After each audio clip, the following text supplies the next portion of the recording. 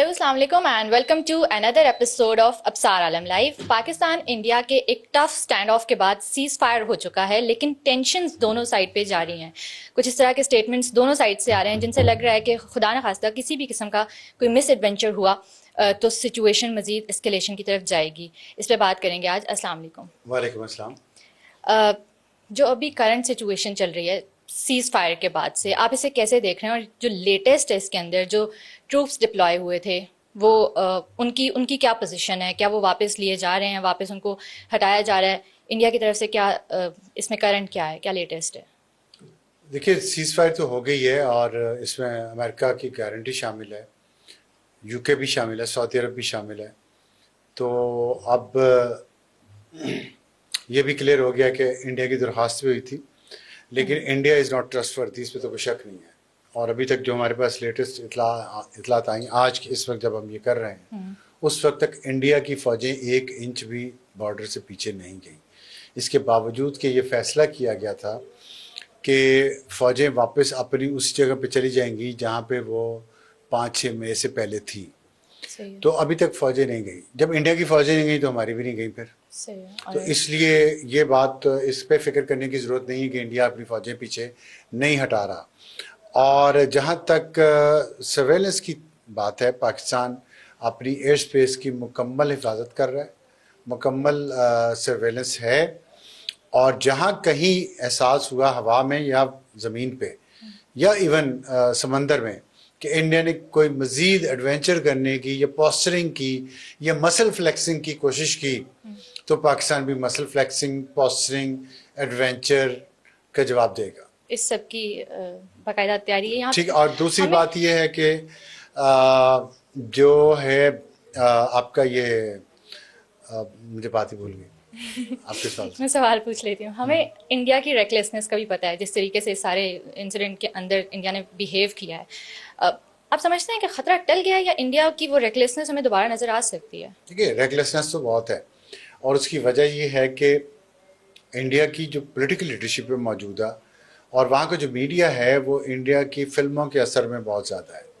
अब फिल्म और रियलिटी में बहुत फ़र्क होता है। तो वो फिल्म ही है। मसलन अब इंडिया में इस बात पे भी तनकीद शुरू हो गई है कि इस ऑपरेशन का नाम ऑपरेशन सिंदूर क्यों रखा गया, क्योंकि ये एक बहुत फिल्मी नाम है। तो और वहाँ ये कहा जा रहा है कि ऑपरेशन का नाम रखने की जिम्मेदारी आर्म फोर्सेस ही की होनी चाहिए। उन्हें पता होता है किस चीज़ का क्या सिंबॉलिज्म है। आपने जब एक फिल्मी बॉलीवुड, वो फिल्में भी बॉलीवुड की क्या मतलब क्या उसका स्टैंडर्ड है, तो उसी में वो हीरो भी, विलन भी और आइटम सॉन्ग भी डालना है। बीच में हीरो उड़ भी रहा है घोड़े पे बैठ के, वो गोली आ रही है, वो यूं कर जाता है, गोली यूं से निकल जाता है। वही उनके जहन में सब कुछ था।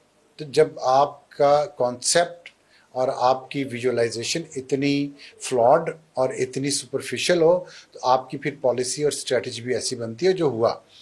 खैर, ये तो था उनके उस पर, लेकिन पाकिस्तान इस बारे में पूरा तैयार है। और एक चीज़ और मैं आपको बताना चाहता हूँ कि एक जगह कहीं डिस्कस हो रही थी ये चीज़ कि इंडिया के पास ब्रह्मोस मिसाइल तो अभी भी हैं, और खुदा न खास्ता अगर इंडिया ने अब देखिए, पहले इंडिया ने अटैक किया हमारे कुछ सिविलियन इलाकों पे, ठीक है। पाकिस्तान ने उस डिफेंसिव ऑफेंस में उनके तैयारे गिराए। उसके बाद पाकिस्तान ने जवाब दिया उसका और उसकी एयर बेसिस तबाह कर दी 15। ऐसे हुआ ना? बिल्कुल।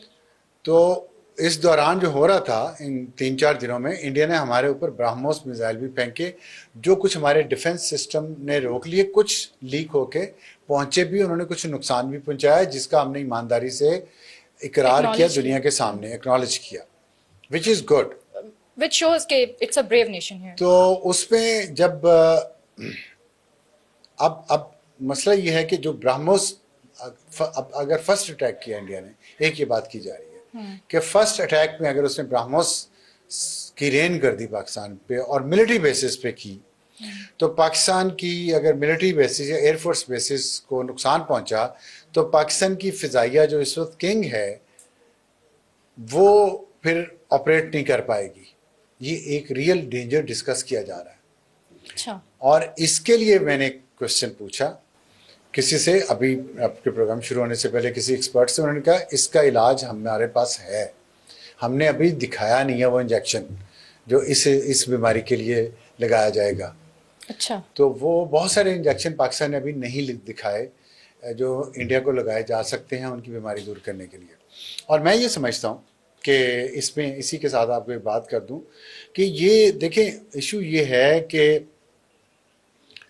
ہمیں یہ بات کھل کے ماننی چاہیے, ایکنالج کرنی چاہیے, اس کے باوجود کہ ہماری فوج کے ادارے سے ماضی میں بہت شکایتیں رہی ہیں اور ان میں سے بہت کچھ لوگ ایسے ہیں جن کا کردار اور جن کی لیڈرشپ آئیڈیل نہیں تھی بلکہ پاکستان اور پاکستان کے مفادات کے لیے نقصان دہ تھی, وہ بھولے بغیر ہمیں یہ یاد رکھنا چاہیے کہ موجودہ لیڈرشپ نے جتنی اچھی کارکردگی دکھائی ہے, میری یہ دعا ہے اور ہوپ ہے اور پوری قوم کی بھی یہ دعا اور ہوپ ہے کہ یہ ایسے چلتا رہے, کیونکہ اکثر ہماری خوشیاں عارضی ہوتی ہیں, اس سے ڈر لگتا ہے. تو یہ ایمانداری کا تقاضا ہے کہ ہمیں یہ بات کہنی چاہیے کھل کے کہ پاکستان کے جو ملٹری چیفز ہیں general Asim Munir, air marshal Zaheer Babar Sidhu اور نیول چیف نوید, چلے مجھے دیکھیں ان کا ہمیں نام بھی نہیں پتا, شکر ہے ہمیں کسی ملٹری چیف کا نام ہمیں بھی نہیں یاد. Basically they are silent guys, تو اس وجہ سائلنٹ سے گائز, چلیں ٹھیک ہے. اور chairman joint chiefs of staff جو ہیں ساحر شمشاد, پاکستان کے ڈیفنس منسٹر, پاکستان کے وزیر خارجہ اور نائب وزیر اعظم, اور پاکستان کے وزیر اطلاعات, اور پاکستان کے وزیر اعظم شہباز شریف, نوید اشرف بھی نوید اشرف نیول چیف, ٹھیک ہے. اور ان سب لوگوں نے اور ان کے اداروں نے بہت اچھا کام کیا پچھلے کچھ دنوں میں. میں ایک صحافی کے طور پہ یہ سمجھتا ہوں کہ ہمیں جب انفارمیشن سرکار سے آتی ہے نا تو ایک شک ہوتا ہے کہ سرکار اپنا پروپیگنڈا کر رہی ہے, پورا سچ نہیں بتا رہی یا بالکل ہی جھوٹ بول رہی ہے, تو تھوڑا شک ہوتا ہے. چلانی تو پڑتی ہے کیونکہ آفیشیل ورژن ہے, لیکن ایک سوالیہ نشان کے ساتھ, کریٹیکل تھنکنگ کے ساتھ ہم چلاتے ہیں. اور یہ میں مسلسل پچھلے کچھ دنوں میں یہ ڈبل چیک کرتا رہا ہوں کہ جو بریفنگ ہمیں پی ایف نے دی, انہوں نے جو باتیں کی اس وقت ان ریئل لگ رہی تھی کچھ, لیکن جب وہ 6 اور 7 مئی کی رات کو انہوں نے جو ایکشن کیا اور پھر اس کے بعد جو ایکشن کیا ہے 10 مئی کو, وہ تو کہتے ہیں نا تونے تو دیے, تو وہ تو توقعات سے بھی بڑھ کے جو انہوں نے ہمیں بتائی تھی وہ تو کچھ بھی نہیں تھی, اس سے بہت آگے جا کے انہوں نے پرفارم کر کے دکھایا. تو اس لیے یہ بات ماننی پڑے گی کہ اس دفعہ کی جو لیڈرشپ ہے. جی آپ یہ کہہ رہے ہیں کہ آپ ڈبل چیک کرتے رہے ہیں صحیح انفارمیشن. جی, تو انفارمیشن جو میں ڈبل چیک کرتا رہا ہوں نا کہ ابھی ہمیں آئی ایس پی آر سے آ رہی ہے کوئی انفارمیشن, اور کہ اتنے جہاز گر گئے, اتنے ہمارے فلاں بیس پہ ہم نے حملہ کر دیا, فلاں میزائل پھینک دیا, تو ٹھیک ہے ماننا پڑتا ہے. تو لیکن ساتھ اس کی کنفرمیشن ہوتی رہی, ڈبل کنفرمیشن ہوتی رہی, اس کے ویژولز آئے, اس کی سیٹلائٹ امیجری آئی, انٹرنیشنل میڈیا نے اس کو کیا. تو میں یہ سمجھتا ہوں, اور یہ credit D G I S P R کو جاتا ہے, لیفٹیننٹ جنرل احمد شریف کو, کہ انہوں نے پچھلے آئی ایس پی آر جو میں نے ابھی بات کی ہے کہ ماضی میں اداروں کے سربراہ ایسے لوگ رہے ہیں جن کا کیریکٹر نہ پروفیشنل اور نہ ہی پروفیشنل, وہ اتنا اچھا نہیں تھا کہ ان پہ اعتبار کیا جاتا, اور انہوں نے بے انتہا نقصان پہنچایا آئی ایس پی آر کو بھی, فوج کو بھی, اور آئی ایس آئی کو بھی.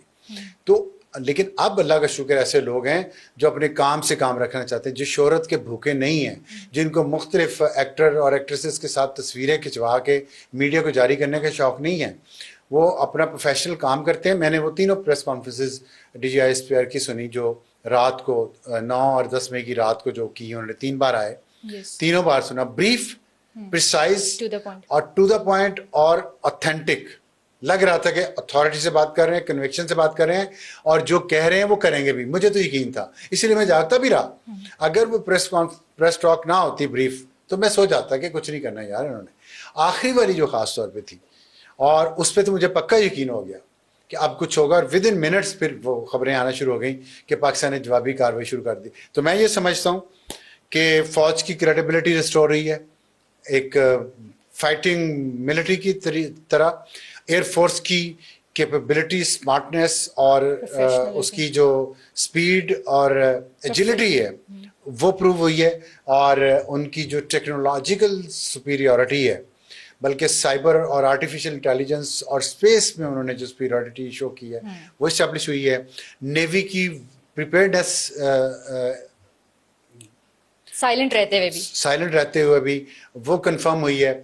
हमारी इंटेलिजेंस एजेंसीज ने बहुत अच्छा काम किया है और टाइम पे इंफॉर्मेशन गैदरिंग की है और प्रोवाइड भी की है, और आईएसपीआर ने बहुत अच्छा काम किया है और उन्होंने मुसलसल इंफॉर्मेशन देते रहे जो हम आगे टेलीकास्ट करते रहे। देखिए, फ्लो ऑफ इंफॉर्मेशन जो होता है ना वो बहुत ज़रूरी है। ये सबक आईएसपीआर को याद रखना चाहिए कि फ्लो ऑफ इंफॉर्मेशन होगा तो पाकिस्तान का मीडिया दूसरे मीडिया को काउंटर कर सकता है। आपने एक्स खोला, पाकिस्तान ने बहुत अच्छा किया, एक्स खुलने से फ्लो ऑफ इंफॉर्मेशन बढ़ा, तो आप देखें विद इन 48 आवर्स इतना प्रेशर पड़ा उसका कि इंडिया को एक्स बंद करना पड़ा। ये भी जंग है ना, तो इसलिए। और जब आपने फ्लो ऑफ इंफॉर्मेशन हमें देना शुरू किया और पाकिस्तान के टीवी चैनल जो खुद ही एक कॉमा में गए हुए थे और सेल्फ सेंसरशिप पे सो रहे थे कि हम क्या दिखाएं, फिर उन्होंने जब बात इस पे शुरू की तो देखिए कौम का मिजाज कैसे बदला कि रात को जब नूर खान एयर बेस पे 2 बजे 2:30 बजे मिसाइल गिरा है तो पूरा पिंड ही बाहर निकल आया, और फिर लाहौर में लोग बाहर निकल आए, तो कराची में निकल आए। तो ये जज्बा जो था ना, इस जज्बे ने फौज को भी हौसला दिया और हुकूमत को हौसला दिया, और फिर उस पर जो फैसले हुए, इंफॉर्मेशन मिनिस्ट्री को भी क्रेडिट देना चाहिए। उन्होंने बड़ा अच्छा निज़ाम बनाया।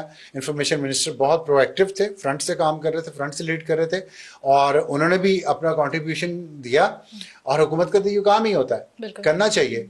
और मैं इसलिए कह रहा हूँ फौज की तरफ कि फौज पे बहुत ज़्यादा तनकीद हुई है पिछले कई सालों में उनकी सियासत में इन्वॉल्वमेंट पे, लेकिन उन्होंने ये साबित किया कि सियासत में इन्वॉल्वमेंट उनकी जो थी उस पर तनकीद ठीक हुई, लेकिन उन्होंने अपना प्रोफेशनल काम से तवज्जो नहीं हटाई। वो उन्होंने जब वक्त आया तो उन्होंने पिछले कर्ज चुका दिए, ये मानना पड़ेगा। और यहाँ पे आखिर में मैं ये बात ज़रूर कहूँगा, फिर ISPR पे और फौज पे ये बात आती है कि उन्होंने बहुत खुल के खुलूस नीयत से और साफ दिल से ये बात की है जो मैंने नहीं कभी देखी, क्योंकि छोटे दिल के छोटे लोग बड़े ओहदों पर बैठे मैंने देखे हैं, एज आर्मी चीफ भी, एज DGISI भी, एज DGISPR भी, जो कभी सिविलियन क़यादत को क्रेडिट नहीं देते थे, ना देना चाहते थे।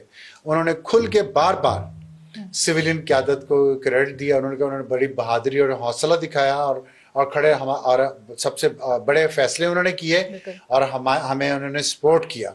ये बड़ी बात है, ये बड़ी बात है। और ये इसी पे मैंने अभी अगली बात भी करनी है, तो इसके और ये वाली जो करनी है इससे अगली, तो और इसके पीछे मैं आपको ये बताऊं, शहबाज शरीफ और उसकी हुकूमत ने जो फैसले किया, सदर आसफ अली जरदारी सदर थे, उनका तजर्बा वो भी साथ रहा, पाकिस्तान पीपल्स पार्टी की सपोर्ट साथ रही, बिलावल भुट्टो, हिना रब्बानी खैर इन्होंने TV पे महा संभाले रखा। तो उसमें नवाज शरीफ जो थे वो मुसलसल 2 दिन इस्लामाबाद में PM हाउस के अंदर रहे, और वो मुसलसल वहाँ से, मैंने आपको शायद उस दिन इसाक डार से भी हमने अपने प्रोग्राम में बात की थी 3 दिन पहले, और उन्होंने कंफर्म किया था कि सारा ऑपरेशन नवाज शरीफ की गाइडलाइन में फाइनलाइज हो, क्योंकि उनका तजर्बा बहुत है, उन्हें पता है किस लीडर का बटन कौन सा कहाँ से दबता है और उसको किस तरह करना चाहिए। फिर वो इसाक डार को भी के जरिए इंटरनेशनल लीडर से वो कम्युनिकेट करते रहे। फिर यहाँ पे टाइमिंग कौन सी होनी चाहिए, किस वक्त हमला करना चाहिए, किस वक्त जवाब, ये सब्र जो हमने किया कुछ दिन उनको जवाब देने से पहले, ये बहुत अच्छा सब्र था, जिससे वहाँ एंग्जाइटी बढ़ी दुश्मन की, और हमें तैयारी भी करने का, दोबारा सोचने का, बेहतर सोचने का मौका मिला। तो ये जो आपका सवाल है कुछ? हाँ, नेक्स्ट क्वेश्चन पे अगर आपके पास कुछ है तो आप वो मैं उसकी बात करना चाहता हूँ कि ये जो गुड फैक्टर, एक दूसरे पे एतबार, एक दूसरे पे मोहब्बत बढ़ी हुई है, इसको क्या करना है, मैं इस पे बात करना चाहता हूँ। इस पे बात कर लेते हैं। पहले एक अगर छोटा सा कमेंट कर दें, ये जो कश्मीर का इशू है पाकिस्तान और इंडिया के दरमियान, ये एक बहुत हाईलाइटेड चीज़ है अभी तक है, और इस पे अभी मजीद बात भी हो रही है कि मूविंग फॉरवर्ड इसका क्या करना है। क्या ये जब तक रहेगा तो ये टेंशन तो यूं ही चलती रहेगी पाकिस्तान इंडिया के दरमियान? आप समझते हैं कि इसका कोई सोल्यूशन एग्जिस्ट करता है? जिस सोल्यूशन अगर नीयत साफ हो तो कर सकते हैं। देखिए, सबसे पहले बहुत सारे मौक़े आए हैं माजी में جو ہمارے کچھ ہماری غلطیوں سے کچھ ان کی غلطیوں سے وہ خراب ہو گئے. اور سب سے بڑا اور اچھا موقع تھا جب اٹل بہاری واجپئی 1998 میں لاہور آئے, بس پہ بیٹھ کے بارڈر کراس کیا انہوں نے. That was an acknowledgement and recognition of Pakistan sovereignty. اس سے بھی آگے وہ گئے, اس سے آگے وہ گئے, وہ مینار پاکستان گئے. انہوں نے وہاں, آپ کو پتا مینار پاکستان کیوں بنا ہے؟ ہاں, لاہور کیوں ریزولوشن بنا تھی نا. لاہور ریزولوشن کیا تھی؟ پاکستان جب بنا تھا تو لاہور ریزولوشن واز کہ پاکستان کا جو ایجنڈا وغیرہ پاکستان جن پوائنٹس کے اوپر بن رہا ہے اس کے بعد وہاں پہ وہ فائنلائز ہوا تھا, اور اس کے بعد Minar Pakistan was a symbolic of that. اچھا, تو وہ وہاں کیا ایجنڈا بنا تھا مینار پاکستان پہ؟ یار لاہور ریزولوشن ہے نا. لاہور ریزولوشن کا کیا بنیادی نقطہ کیا تھا؟ یہی مسئلہ ہے نا. دیکھیں لاہور ریزولوشن جو تھی نا وہ یہ میں جن زی کو بتانا چاہتا ہوں, اور جن زی کو جنہوں نے گمراہ کیا, نفرت اور زہر پھیلائی ہے, اور وہ اب جا کے ریٹائر ہو کے بھی 10-10 لاکھ روپے کے سوٹ پہن کے ادھر ادھر پھرتے ہیں, ان کو بھی بتانا چاہتا ہوں مینار پاکستان سمبل ہے دو قومی نظریے کا. یہاں پہ قرارداد پاکستان منظور ہوئی تھی 23 مارچ 1940 کو, جس میں یہ کہا گیا تھا کہ ہندو اور مسلمان دو الگ قومیں ہیں اور ہمیں الگ وطن چاہیے بیکاز ہم مسلمان ہیں. اس سمبولزم کے طور پہ اس وہ قرارداد کے نتیجے میں ہم نے 7 سال سٹرگل کی, پھر ہم نے پاکستان لیا تو ہم نے اسی جگہ جہاں پہ بنیاد رکھی گئی دو قومی نظریے کی اور پاکستان کے تحریک کی, وہاں پہ ہم مینار پاکستان بنایا. مینار پاکستان کا مطلب ہے دو قومی نظریے کی علامت, جو ساری زندگی وہیں قائم رہے گا انشاءاللہ. اس دو قومی نظریے کی عمارت پہ ہندوتوا پولیٹیکل پارٹی کا لیڈر اٹل بہاری واجپئی آیا, اور آ کے اس نے وہاں پہ اپنے کمنٹس لکھے, اپنے سگنیچر کیے مہمانوں کی کتاب میں. اس نے تسلیم کیا کہ میں آج دو قومی نظریے کو, ہندوتوا کا لیڈر دو قومی نظریے کو ایکسیپٹ کر رہا تھا, قبول کر لیا. یہ ہماری بہت بڑی فتح تھی. لیکن اس وقت دیکھیں, مجھے جو سول قیادت ہو یا ملٹری قیادت ہو, جب وہ کرپٹ ہوگی نا, مینٹلی, ایموشنلی, فائنینشلی, میں ذات کی چلے بات نہیں کرتا پرسنل ہونے کی, اتنے بڑے عہدے پہ بیٹھ کے جب آپ اپنے ذاتی مفاد سے اور اپنے گروہ کے ایک چھوٹے سے گروہ کے ذاتی مفاد سے آگے نہ سوچ سکیں, پھر قومیں سفر کرتی ہیں. اور اس ملک کی اس ریجن کی 2 ارب آبادی وہ سفر کر رہی ہے. ہم ان کی غلطیوں کا ذکر کرتے رہیں گے, پرویز مشرف کی اور اس کا ٹولے کی, اور پھر جنرل باجوے اور اس کے ٹولے کی غلطیوں کا ذکر ہم کرتے رہیں گے, یہ بند نہیں کریں گے. کیونکہ اگر ہم ان غلطیوں سے سیکھیں گے نہیں, ان غلطیوں کو یاد نہیں کروائیں گے, تو ہم آگے نہیں بڑھ سکیں گے, تو بہتر نہیں کر سکیں گے. تو اور اب دیکھیں کتنا فرق ہے 2019 میں اور اب میں. 2019 میں کسی کو کچھ پتہ نہیں تھا کہ کیا ہونا ہے کیا نہیں کرنا. 2025 میں ایک آٹومیٹیکلی, یہ دیکھیں قدرت کیا چیز ہے. جب لیڈرشپ سنسیئر ہونا, ملٹری کی خاص طور پر, سول بھی, تو میں یہ سمجھتا ہوں کہ اللہ تعالیٰ راستے بناتا ہے, کھولتا ہے. وہ لیڈرشپ کا ذہن, ضمیر, دل کالا تھا پاکستان کی, 2019 والی بھی اور 1999 والی بھی, جو ملٹری لیڈرشپ تھی اس وقت کی, جس میں خاص طور پہ پرویز مشرف اور اس کا ٹولہ شامل تھا. اس لیے ہم نہیں آگے بڑھ سکے, اس لیے کشمیر کا مسئلہ حل نہیں ہو سکا. تو 2019 میں کشمیر بیچ آئے یہ باجوہ اور عمران خان جا کے امریکہ میں, اور فیض کو آرمی چیف بننا تھا, باجوہ نے ایکسٹینشن لینی تھی, عمران خان نے 10 سال حکومت کرنی تھی, تو بس کشمیر بیچ دیا, امریکہ پیچھے ہے. تو اب وہ تو اللہ نے کیا کہ ٹرمپ ہی چلا گیا, اور پھر یہ خود ایکسپوز ہو گئے خان صاحب. تو اس میں پھر چیزیں بدل گئیں, اور اب general Asim Munir army chief ہیں, بولتے کم ہیں, جب بولتے ہیں ٹھیک بولتے ہیں, اور اللہ پہ یقین ان کا ہے. اللہ نے انہیں سرخرو بھی کیا, کتنی ان کے خلاف پروپیگنڈا کیا, کتنی نفرت پھیلائی گئی, کتنی ان کو غلیظ گالیاں دی گئی. He didn't move N inch, وہ کھڑے رہے وہیں پہ. کتنا حوصلہ چاہیے, یہ آپ کبھی سرکار میں جائیں گی تو آپ کو پتہ چلے گا. اتنی باتیں سننے کے بعد حوصلے سے اپنا کام کرنا اور اتنی اسٹریٹجی بنانا, اتنے دشمن کے ساتھ لڑتے ہوئے 10 مئی کی دوپہر تک گالیاں نکالی جا رہی تھی نا کچھ لوگوں کی طرف سے, انڈین میڈیا کے اوپر جا کے اپنی انڈین میڈیا کے اوپر جا کے. اور ان کو بنایا کس نے؟ ان کو بنایا آصف غفور نے ہیں, ان کو بنایا عاصم سلیم باجوہ نے ہیں, ان کو بنایا جنرل فیض نے ہیں, ان کو بنایا جنرل باجوہ قمر باجوہ نے ہیں. کیا یہ آفتاب اقبال جنرل فیض سے پیسے نہیں لیتا تھا؟ محیط پیر زادہ نہیں لیتا تھا جنرل فیض سے پیسے؟ ادارے نہیں بنائے ہوئے تھے؟ عمران ریاض نہیں پیسے ان سے لیتا تھا؟ ان سے بریفنگ نہیں لیتا تھا جن کے میں نے نام لیے؟ لیتا تھا نا. تو اب کہاں بیٹھے ہیں یہ؟ شہباز گل کو کون لے کے آیا تھا؟ باجوہ لے کے آیا تھا نا, قمر باجوہ. تو یہ اپنے ان لوگوں کو میں صرف شرم دلاتا ہوں, شاید آ جائے کسی دن شرم, اور شاید اٹھ کے کسی دن کہیں, ان کا ضمیر بولے کہ ہم شرمندہ ہیں کہ ہم نے یہ کیا. ابھی بھی 15-10 لاکھ کے سوٹ پہن کے بے شرموں کی طرح پھرتے ہیں اس معاشرے میں, تو شاید شرم آ جائے, جھک جائیں, کوئی عجز آ جائے, کوئی عقل آ جائے کہ ہم نے اس ملک کے ساتھ کتنی تباہی کی. تو یہ جو ہے نا, کشمیر اس لیے پیچھے چلا گیا تھا. اب یہ جو لیڈرشپ ہے ان کی, انہوں نے یہ قربانی ہے ان کی جو سفر کیا, انہوں نے اتنا پروپیگنڈا, زہریلا پروپیگنڈا 10 مئی کی دوپہر تک انہوں نے برداشت کیا سب نے, سول قیادت نے بھی, ملٹری قیادت نے, شہباز شریف نے بھی, نواز شریف نے بھی, عاصم منیر نے, ظہیر بابر سدھو اور نیول چیف نے بھی, کہ جو شہادت ہوتی تھی یہ مذاق اڑاتے تھے, جو شہادت ہوتی تھی مذاق اڑاتے تھے. بی ایل اے حملے کر رہی ہے, ٹی ٹی پی حملے کر رہی ہے, سب کو بھارت سپورٹ کر رہا ہے, یہ مذاق اڑاتے تھے, ان کے ساتھ کھڑے ہوتے تھے. اور ریٹائرڈ سٹھائے ہوئے بڈھے 80 سال کے بڈھے جو کینٹونمنٹس میں رہتے ہیں سرکاری گھروں میں, ڈی ایچ اے میں رہتے ہیں سرکاری گھروں میں دیے گئے, کھاتے وہاں کا ہے, پیتے وہاں کا, پینشنیں وہاں کی لیتی ہیں, وہ بھی پیچھے پیچھے پھرتے تھے ان لوگوں کے کہ جو بی ایل اے اور ٹی ٹی پی کے پولیٹیکل سپورٹرز کو سپورٹ کرتے تھے. تو اب خیر اللہ کا شکر ہے اب یہ ہوا بدل گئی ہے, اور اس میں موونگ فارورڈ کوئی سولوشن آپ میں اس میں یہ کہہ رہا ہوں, سولوشن پہ آتا ہوں, لیکن کشمیر کی بات میں تھوڑی سی کرنا چاہتا ہوں. تو کشمیر جو بیک برنر پہ چلا گیا تھا, قیادت کی نیک نیتی سے یہ فرنٹ برنر پہ آ گیا. یہ ہماری کوشش صرف اس حد تک ہے, ہماری نیت نیک تھی, غلطیاں مودی کی ہیں. افغانستان کے ساتھ پاکستان کو نتھی کیا جا رہا تھا نا, وہ ختم ہو گیا. اب پاکستان کو انڈیا کے ساتھ نتھی کیا جا رہا ہے. انڈیا یہ نہیں چاہتا تھا کہ پاکستان ہم سے چھوٹا ملک ہے, ہم بڑے ملک ہیں. اور باجوہ اور عمران خان نے تو طے کر دیا کہ ہاں ٹھیک ہے, ہمیں افغانستان کے ساتھ نتھی کریں, انڈیا بڑا ملک ہے, ہم اس کے چمچے بن جاتے ہیں. لیکن اللہ کی قدرت ہے نا, ہم آج سرخرو ہو گئے. تو شکر ہے, میں تو اس لیے بہت خوش ہوں اس بات پہ کہ اللہ نے اتنے سالوں بعد ہمیں یہ دن دکھایا.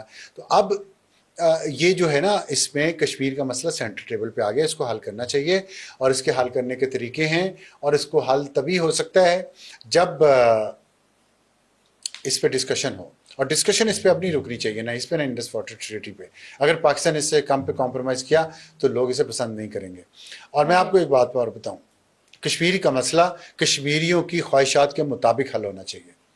اور کشمیری کی خواہشات کیا ہیں کہ یو این سیکورٹی کونسل کہتی ہے آپ یا پاکستان کے ساتھ ملنا چاہتے ہیں یا انڈیا کے ساتھ ملنا چاہتے ہیں, کیونکہ یہ پارٹیشن کا ایجنڈا ہے, برٹش امپائر کا ایجنڈا ہے. اب اتنے سالوں بعد ایک طبقہ یہ بھی کہتا ہے کہ ہم کشمیر کو ایک خود مختار ریاست بنانا چاہتے ہیں, آزاد نہیں خود مختار. دیکھیں میرے بھائی ایک اب اللہ کے پاس چلے گئے, وہ کشمیر جہاد پہ چلے گئے ایک دفعہ, لیٹ 80s کی بات ہے, تو لڑنے کے لیے. اچھا. تو میں نے ان سے بحث کیا کرتا تھا کیونکہ میں اس چیز کو ٹھیک نہیں سمجھتا تھا. میرا خیال تھا کہ ہمیں اور طریقے سے اسٹرگل کشمیر کی کرنی چاہیے, پڑھ لکھ کے, معیشت بہتر کر کے, اور اپنی فوج کو مضبوط کر کے.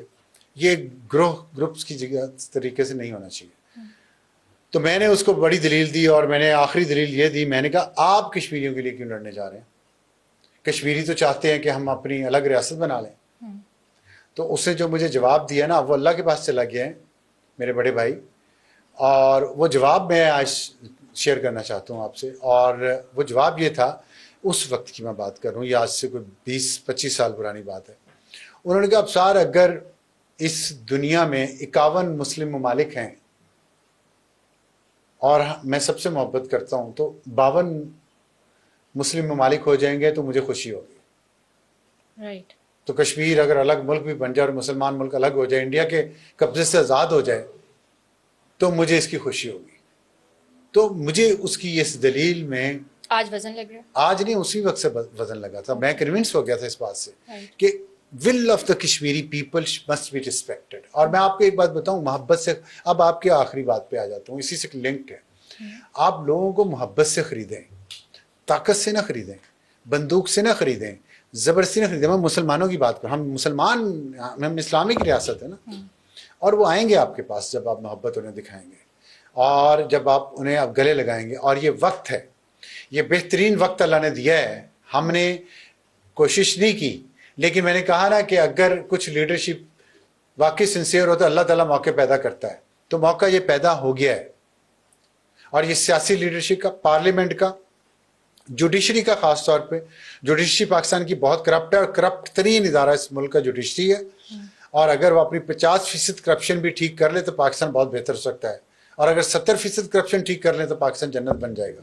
30% کرپشن پھر بھی ہوتی رہے گی. اچھا، لیکن وہ کرپٹ ہیں، وہ انٹلیکچولی بھی کرپٹ ہیں، ڈس آنیسٹ ہیں، اور فائنینشلی بھی کرپٹ ہیں. میں لوئر جوڈیشری کی بھی بات کر رہا ہوں، اور مڈل جوڈیشری کی بھی، اور سپیریئر جوڈیشری کی بھی.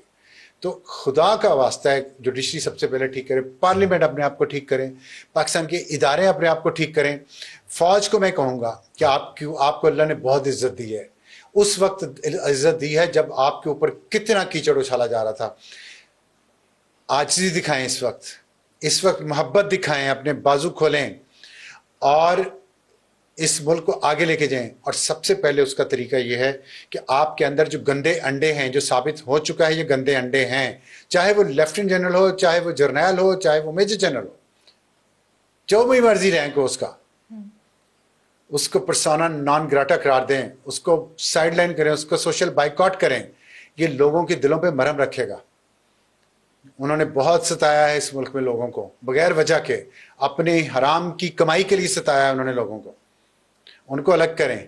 اور پھر اس کے بعد جو جینوئن پولیٹیکل فورسز ہیں ان کے ساتھ پاکستان کی پارلیمنٹ کو اور فوج کو آپ کو چاہیے ان کو فولڈ میں لیں، ان کو اندر لے کے آئیں. جو جینوئن پولیٹیکل فورسز ہیں، میں فیشسٹ لوگوں کی بات نہیں کر رہا، فیشسٹ سے کوئی بات نہیں ہونی چاہیے، ٹیررسٹ سے کوئی بات نہیں ہونی چاہیے.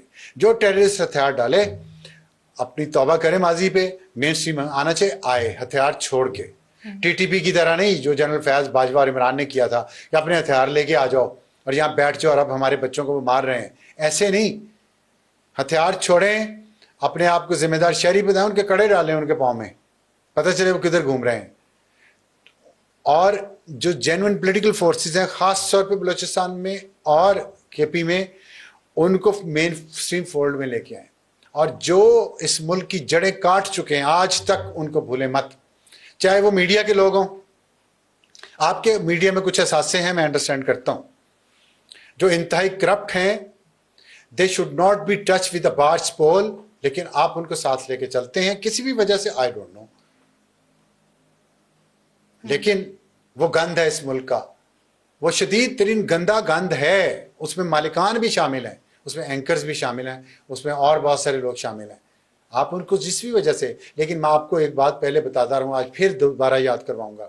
آپ نے پہلے بھی گند پورے ملک سے اکٹھا کر کے اس ملک کے میڈیا کے ذریعے قوم پہ مسلط کیا. اس گند نے آپ کے منہ پہ کالک ملی، اور اس میں سے بہت سارے باہر بھاگ گئے ہیں. اگر آپ سمجھتے ہیں جو یہاں ہیں اور جو آپ کو اب آپ کے بوٹ دوبارہ پالش کر رہے ہیں، آپ سمجھتے ہیں کہ وہ حلال کا لقمہ کھانے کے شوقین ہیں، نہیں ہے وہ بھی.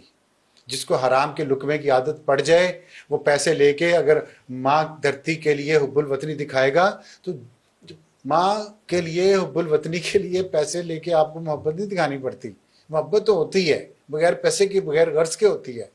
تو اگر اس نے آپ سے پیسے پکڑ لیے ہیں آج، آپ کی گڈی آج چڑھانے کے لیے، پچھلوں کو گالیاں نکالنے کے لیے، تو وہ آئندہ کسی اور سے پیسے پکڑ کے وہ بھی آپ کے ساتھ وہی کرے گا جو آپ کے ساتھ اس وقت ملک سے باہر بیٹھے ہوئے کر رہے ہیں.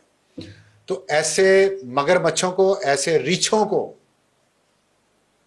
ریچھوں کو مگر مچھوں کو دور کریں اپنے آپ سے. کریڈیبل پروفیشنل لوگوں کو آنے دیں، وہ خود اپنی جگہ بنائیں گے ایمانداری سے.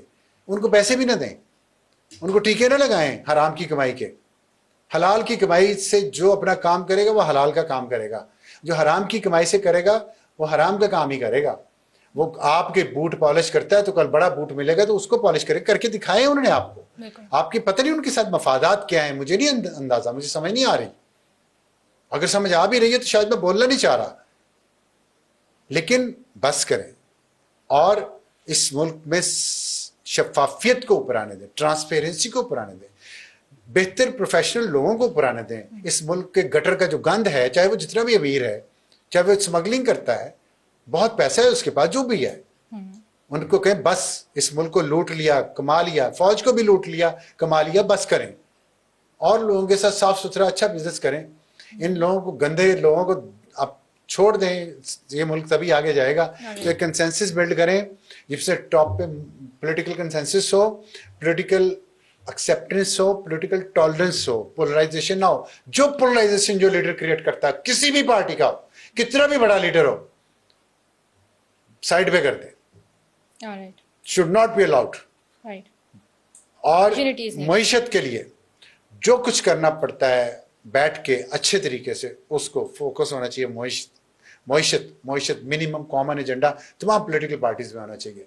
जुडिशरी को कह दें कि बस करें, लोअर जुडिशरी को ठीक करें, करप्शन को कम करें, वकीलों को कहें हराम की कमाई खाना वकील भी बंद करते हैं, रोजाना तारीख पे तारीख लेते हैं ताकि जो उनके क्लाइंट्स हैं उनको पैसे देते रहें हर तारीख पे, और ये अमीर होते रहें, उनको भी हलाल का खाना सिखाएं। ये कौम के तौर पे कल्चर भी हमें अपना चेंज करना पड़ेगा। हमें सबको हराम की लत लग गई है, वो हटाएं।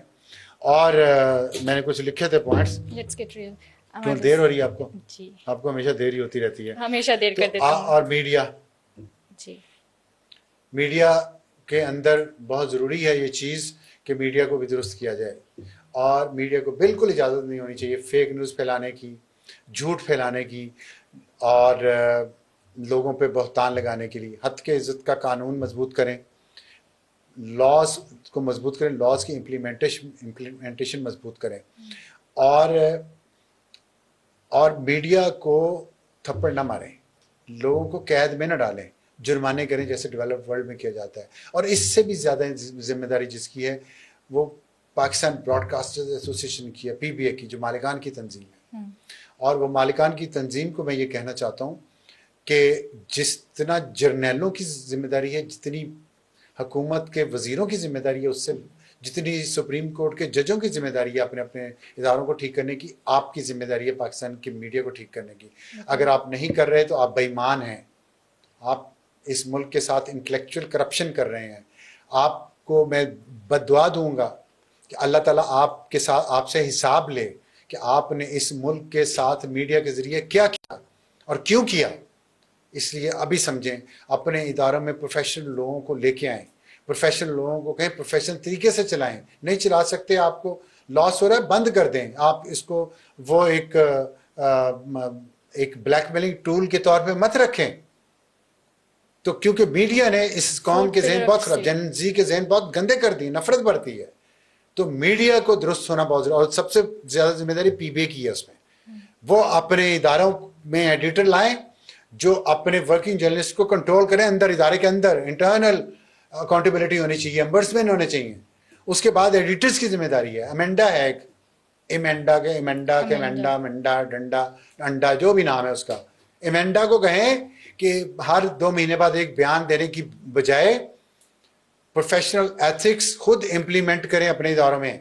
लोगों को क्या देना क्या नहीं देना, क्या न्यूज़ देनी है क्या नहीं देनी, ये मीडिया की अपनी जिम्मेदारी। फिर एंकर्स की, एनालिस्ट की तरबियत हो, कुछ रूल्स हो जिसको फॉलो, इंटरनल रूल्स। फिर बाद में पैमरा की या दूसरे उसकी वो आती है बारी, उनकी नौबत ही नहीं आए उन कवानीन के इस्तेमाल करने की। जब इंटरनली मीडिया इतना मजबूत हो और अपना काम खुद कर रहा हो और साथ हद के इज्जत का कानून हो, तो ये 3-4 एरिया सिविल ब्यूरोक्रेसी की तरबियत बहुत ज़रूरी है। उनको मजबूत करना, उनको तमाम सिविल इदारों को पाँव पे खड़ा करें, बिल्कुल वैसे ही जैसे फौज के इदारे खड़े हैं, जैसे PAF आज खड़ा है। हमें तो नहीं पता था PF क्या क्या कर रहा है, उसे साबित किया मैदान जंग में कि we are ready, we are professionals and we don't make noises, we work in काम and piece, chaos where needed। ठीक है, but in chaos they work in with काम। तो अब यही काम सिविलियन ब्यूरोक्रेसी को भी सिखाया जाए, तमाम इदारों को, पैमरा हो, उसमें तमाम मिनिस्ट्रीज हो, ऑगरा हो, नेपरा हो, आज़ाद हों, जिस तरह PF आज़ाद है, जिस तरह फौज आज़ाद है अपनी प्लानिंग में, अपने काम में, जिस तरह इसी तरह जुडिशरी को भी चाहिए सीखे कुछ। जुडिशरी उससे क्या नाम है, फौज से सीख ले, जुडिशरी PF से सीख ले कि कैसे होती है प्रोफेशनलिज्म, कैसे अपने आप को तैयार किया जाता है हर काम के लिए। जुडिशरी अगर उससे सीखे है तो बायसे शर्म, लेकिन सीखना चाहिए। ऑलराइट, थीसिस यही है कि let's rebuild as a nation, let's take this chance to rebuild. That's it for today, thank you for listening.